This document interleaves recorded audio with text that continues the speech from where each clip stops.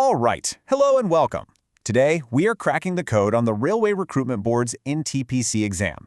If you're gearing up for this, you already know just how intense the competition is. So in this explainer, we're going to break down the entire process, step by step, so you can build a strategy that's not just about qualifying, but about actually getting selected. Okay, let's dive right in. We've got to start with the number that gets everyone's attention, 11,558.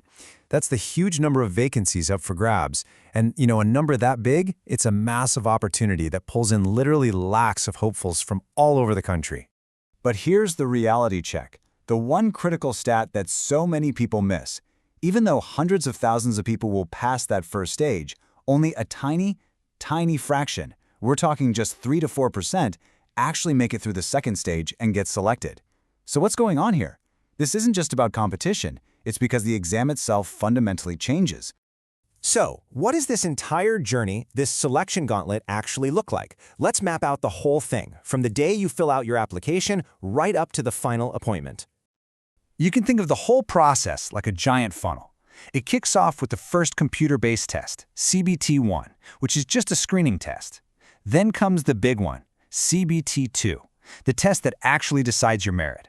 After that, you've got skill tests for certain posts, document verification, and a final medical check.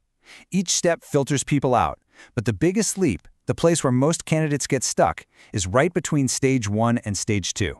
And that brings us right to the heart of this explainer, understanding what we're calling the Great Filter.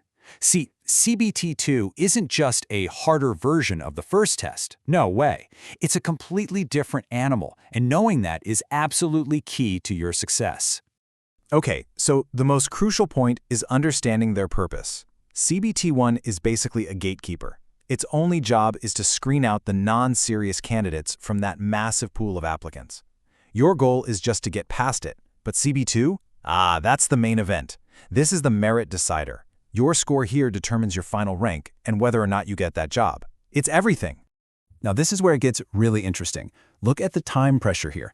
In CBT-1, you've got 90 minutes to tackle 100 questions. Okay, but in CBT-2, you still have only 90 minutes, but now you're facing 120 questions. Let that sink in for a second. That's 20 more questions, which are also way more difficult in the exact same amount of time. The pressure is seriously on.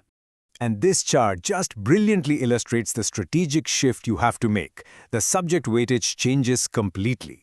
General awareness jumps from 40 questions all the way up to 50, making it the absolute heavyweight champion of CBT-2. Mathematics and reasoning also get a bump. This means you can't just study the same way. You need a much deeper and broader game plan. More questions is one thing, but the real kicker, the thing that catches so many people off guard, is the massive 40 to 50% jump in the difficulty and conceptual depth of the questions. This is exactly where candidates who breeze through CBT-1 suddenly find themselves completely stuck. And you can see the proof of that difficulty jump right here in the numbers.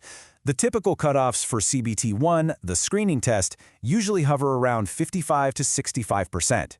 But for CBT-2, where the real selection happens, that performance bar is raised way higher, often demanding scores in the 65 to 75% range just to have a shot. And check this out. This data on unattempted questions is just wild. In CBT-1, an average candidate might leave, 2 or 3 questions? No big deal. But in CBT-2, that number explodes to between 8 and 12. And that's not because they don't know the answer, it's because they literally run out of time. The clock becomes your biggest enemy. So the big question is, why? Why this dramatic jump in difficulty? Let's dig in and break it down section by section because the change is really all about the type of questions they start asking. Okay, let's start with mathematics. In CBT-1, you get pretty straightforward formula-based questions, like a classic time and work problem. Simple enough. But in CBT-2, forget about it. That same topic transforms into a complex, multi-layered problem with multiple variables, advanced data interpretation. It becomes all about deep application, not just simple calculation. And in reasoning, it's the same story. A total escalation. A simple linear seating puzzle with maybe 5 people in CBT-1 will escalate to a complex circular arrangement with 8 or more people and a ton of tricky conditions in CBT-2. It's a completely different ballgame, moving from basic puzzles to heavy-duty analytical reasoning. And finally, general awareness. Now, this might be the biggest shift of all. CBT1 is mostly about direct, factual recall, things like names, dates, places. But CB2 demands conceptual understanding. It's not enough to know what something is, you need to understand why it matters and how it connects to other things. It's a whole other level of depth. Okay, so let's say you've done it. You've conquered the great filter, you've cleared the tough cutoff of CBT2. Awesome. But hold on, the gauntlet isn't quite over yet. The final stages are all about testing skills that are specific to the job you want. So, depending on the role you applied for, you're going to face one last qualifying test. This isn't about general knowledge anymore. This is about proving you have the specific, practical skills to actually do the job. And this table gives you a super clear picture. For a post like Station Master, you absolutely must qualify a computer-based aptitude test. For clerical roles, it all comes down to a typing skill test with specific speed requirements.